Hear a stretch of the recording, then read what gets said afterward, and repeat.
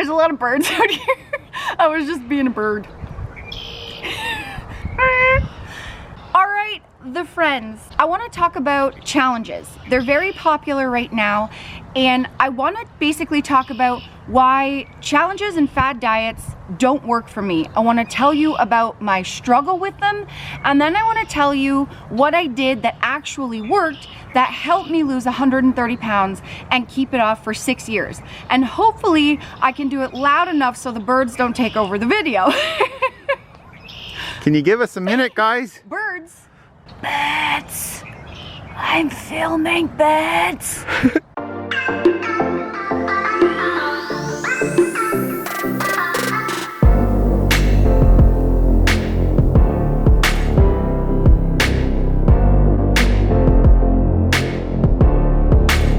So for those of you that don't know, I have lost 130 pounds and kept it off for 6 years. But before I got on YouTube, I struggled with weight my whole life.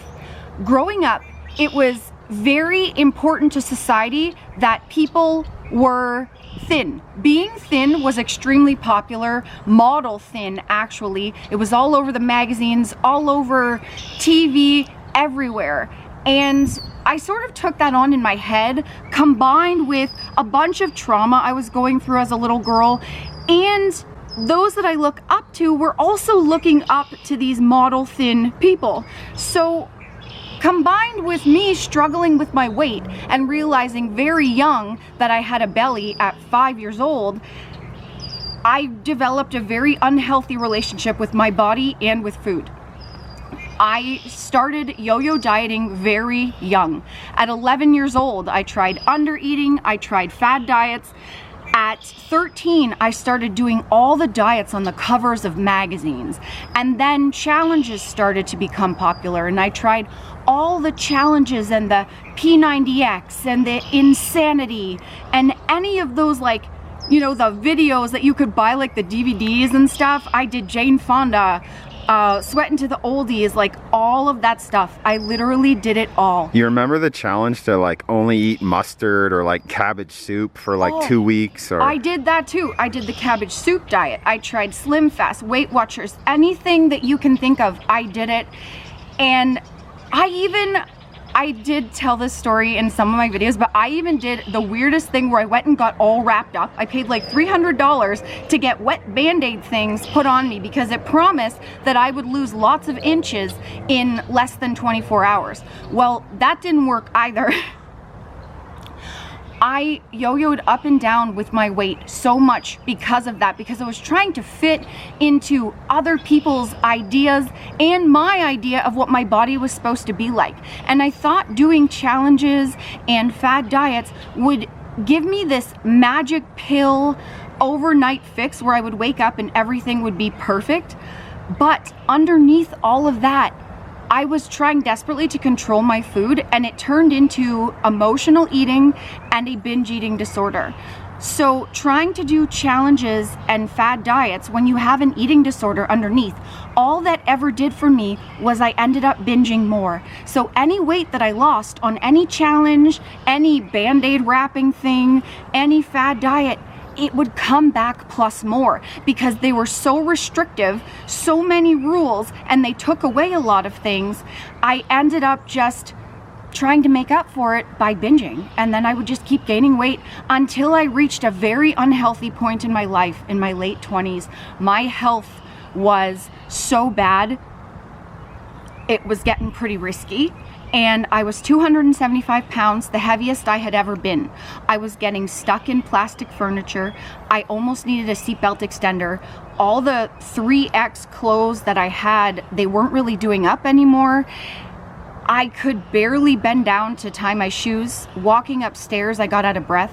I had sleep apnea so bad, I was stopping breathing completely 7 times a night and partially stopping breathing 84 times a night.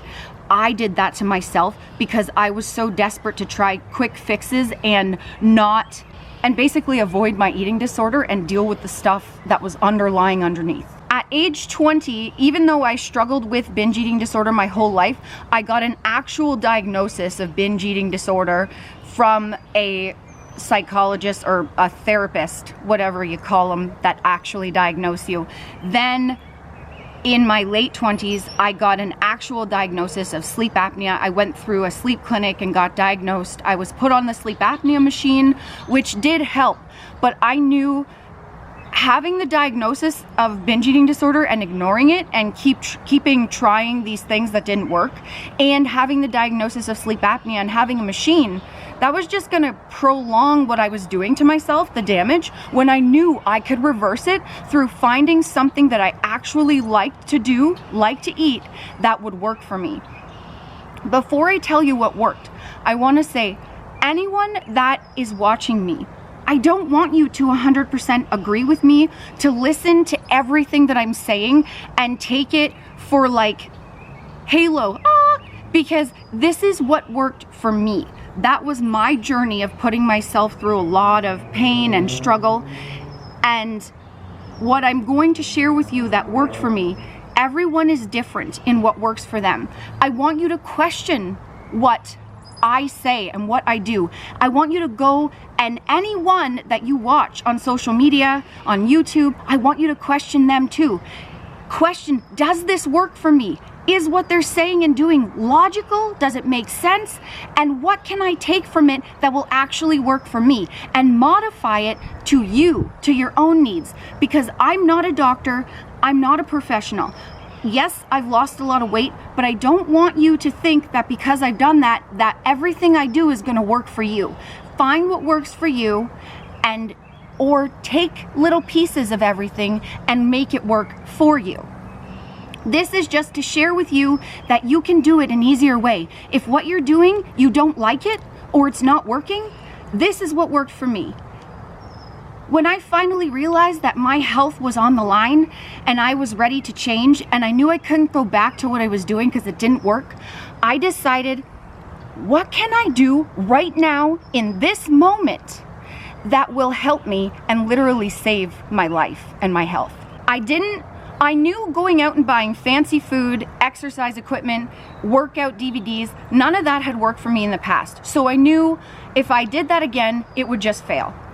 What I could do was, I had a lot of food in the house that I liked, and I started learning about portion control.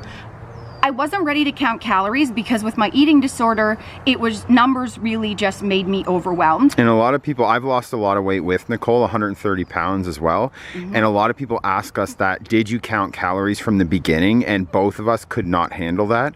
We started with portion control to lose almost the entirety bulk of that 130 pounds. Yeah, and in the beginning, we didn't really know what a calorie deficit was actually. We just started eating less, because in the beginning, a snack for us was a bag of chips each. A full family-sized bag of chips each. And then we realized, why don't we share the bag? Why don't we start small? We had chips in the house, we liked them. So we decided to get, decent sized bowls about that big and fill the bowls with chips. When we were done those, that was our snack. And we started making little switches, I was drinking 7 full sugar Dr. Peppers a day. I made the switch just to diet. I didn't change what I was eating, just how much or the amount, 170 calories or something per Dr. Pepper to 0 calories in a diet Dr. Pepper. So me and Nicole both had binge eating disorders, and we had tried thousands of times to go from what we were eating, which is white bread, chips, pizza, ice cream, pasta, and immediately, that night or the next morning, try to switch from Lay's potato chips to kale chips. It was too much of a drastic trying to fast forward our weight loss. But this worked. Instead of eating a full bag of chips, we still ate the chips, but we ate a bowl. We loved pancakes and bacon. So instead of eating, 10 pancakes per person, we ate 3 or 4. We just ate a little bit less, and we used serving sizes on the back of nutrition labels and on the backs of packages to help us sort of understand what a serving was. And we started measuring stuff out. Automatically, that put us in a calorie deficit, and we started losing weight very quickly because we had a lot of weight to lose. And once, you know, the first 50 pounds came off fast, and then after that it was a steady 1 to 2 pounds, sometimes more, a week. And that allowed us to love what we were eating, just eat a little bit less. And it wasn't a drastic change where we felt like our whole life was over, or it was like a big upheaval of our life. And that's what we found, like, a lot of people, and this is why we share these things on our channel, and this is why we do the channel, because we realized a lot of people were in the same mindset that we were, that when you lose weight, you have to give up everything that you love. Literally, you can go in your kitchen right now, after you watch this video, of course, find all the foods that you like and just measure them out.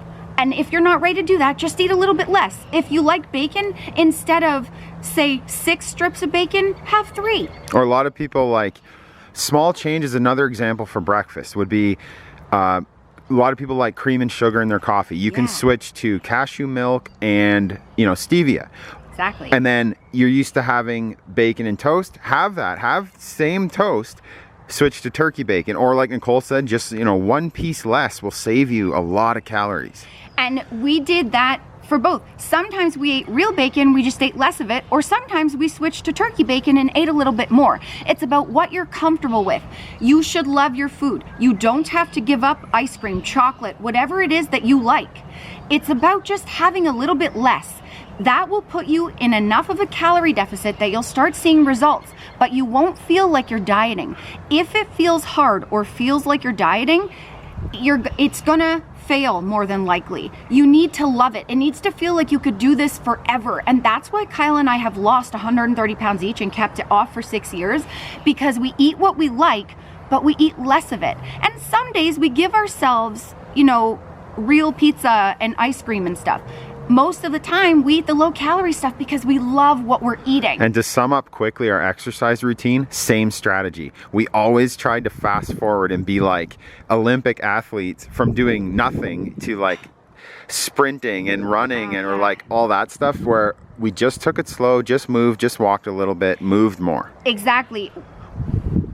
Challenges, I tried challenges, but at my size, all they did was hurt me and I couldn't sustain them. So moving my body a little bit, as much as I could, we started with 15 minutes a day, and both of us were so heavy we had to stop every couple of minutes. That's okay. Stop, give yourself a break, and then just keep going. Eventually we were able to go 30 minutes without stopping, but we had to build up. It's about doing what you like and not forcing yourself to do something that you don't want to do. If you don't want to do it, it seems hard and you can't keep it up, you're not going to be able to sustain it. Find something that you love, cherry pick from everywhere, modify it to your needs. It doesn't have to be drastic. You don't have to give anything up, and you don't have to force yourself to do exercise that you don't like. So we love you guys. If you want to know exactly what Kyle and I ate to lose our first and next 50 pounds, we do have 2 weight loss guides down below, exact portions, meal plans, and family-friendly recipes that we used and ate. Watch these 2 videos. Shake it till your mama made it. Shake it till Whoa! Hey, you got your cell phone hidden back there. That's a homemade pocket. You can't shake too much because it'll fall out. Love you guys. You are so cute. It's whatever's in my head, man. See ya. Bye, guys. Remember, the friends, that weight loss isn't just about the number on the scale. It's also about here and here. Heart and mindset. Fight through it. You can do it. Don't give up.